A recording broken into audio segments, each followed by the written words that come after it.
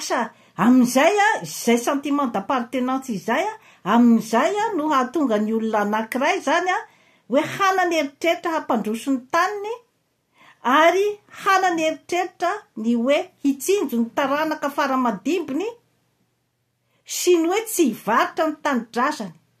Fa raha vao hoe izay ange no mahatonga an'ilay hoe fahasarota-piaro zany eo amin'ny tany aviany. Ka io na faritany aiza na foko aiza ao Madagasikara zany efa zavatra voajanahary amintsika olombelona zany zay hoe sentiment d'appartenance izay. Zany hoe ny olombelona zany efa natao hiaro ny terrainy satria ao anatin'iny fiarovan'ny taniny koa ao no mitoetra ny aja mambonin'ainy. Ka tsy adala akory ireny olona hoe namoy ny ainy tamin'ny andro ny fahajana-tany ireny.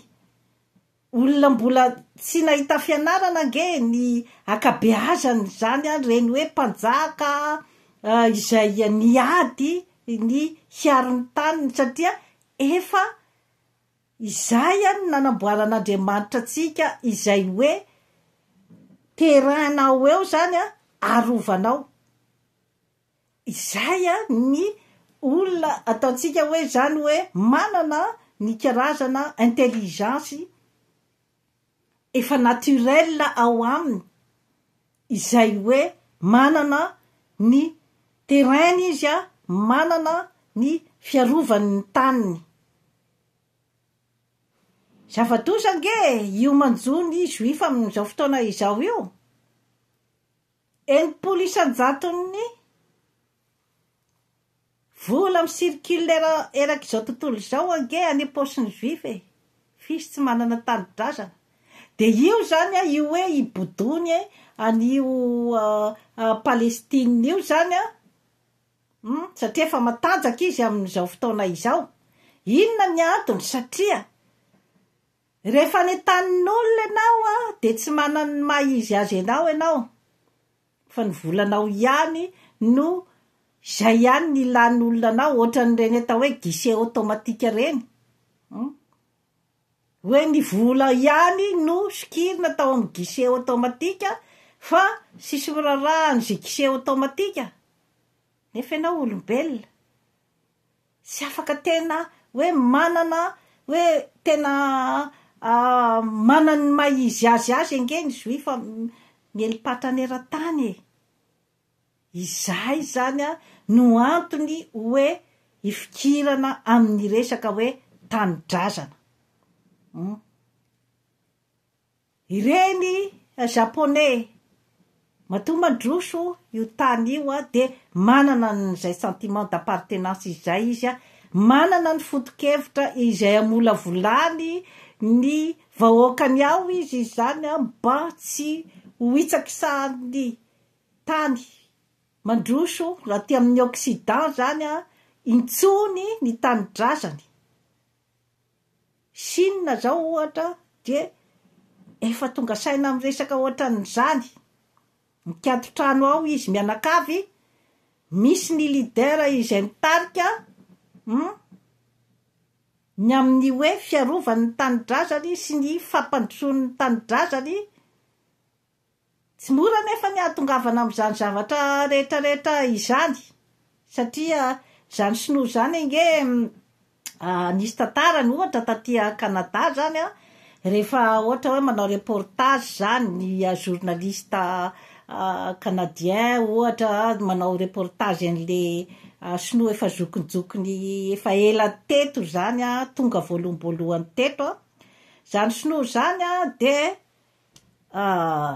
ohatrany hoe nandevoziny kanadianina mihitsy zany vo tonga teto nampanaovy ny asa namboatra ny lalamby ohatra zany makany Montréal makany Toronto iny any Vancouver iny de nefany tsy karama kely no mba nomenandry zareo tamin'izany andro zany ary inona moa no nahatonga n'ilay resety kanadianina atao hoe pâté chinois.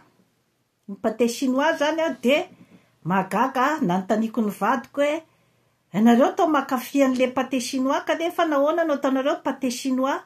De nazavainy vadiko tamiko zany hoe ny pâté chinois zany a tamin'ny andro hoe nampiasana ny sinoa tamin'ny lalam-by de nanamboarana recette manokana izy zany a mba hoe mba hanome énergie nefa hoe mba zavatra tsy de lafo zany. De misy katsaka zany ao anatin'io a, misy protéine moa zany ny katsaka, de misy totokenan'omby a, misy protéine koa zay a, de misy purée de pomme de terre, misy glucide manome énergie zay zavatra izay a. De izay zany no afangarony zareo a, de atao anaty lafaoro a, de matsiro de matsiro aloha zany a io pâté chinois io fa mba moramora vidy zany. De nisesefana an'io zany ny sinoa tamin'izay fotoana izay a, itenenako aminareo fotsiny hoe ahoana ny fiatomboany zany sinoa zany. De mitantara moa reny olona voatonga, le olona efa teto hoe pionnier zany, fa tena nijaly na tamina resaka rasisme zareo zany teto. Satria ozy izy a rehefa miditra ny quartier chinois-nay zany ozy izy a, ny québécois fotsy hoditra de mitapin'orona. Hitanareo am'izany ny hoe rasisme tam'izany andro zany. Fa niezaky reo olo reo, niezaky izy a, nianarany teknôlôjia taty amin'ny Occident, netiny tany amin'ny tanindrazany tany a, de any ny développeny ny zavatra rehetra izay hitany taty. De mandroso izy am'izao a, rehefa io ange no atahorany États-Unis io zany a, io développement ny Chine io, de te freiner an'izay izy zany a amin'izao fotoana izao a, io manakatom-baravarana sy mametraka an'ity karazana fepetra rehetra amin'ny taxe amin'ny douane ty. Zay a ny atao hoe fiarovana ny tanindrazana. Tsy nipetraky zany zavatra zany tamin'ny Afrika sy Madagasikara hatramin'izay. Satria inona ny antony? De efa ilay averimberiko hoe misy ny takaitra izay navelan'ny colonisation sy ny fanandevozana izay hoe mandemy zany a ny estime de soi sy ny confiance en soi ny population zany a ao Afrika. De nolemeny zany ny sainy mba hakasitraka foana zany a ny zavatra avy any amin'ny Occident ary anao tsinotsinona ny zavatra ho aminy. Zay ange no zavatra nisy hatramin'izay a, de tsy manana sentiment d'appartenance zany ny Afrika sy Madagasikara fa avelany hiditra zany a ny vahiny, tsy feperany zany ny hoe ity ange zany anay a, eto ny plasinay a, eto ny plasinareo.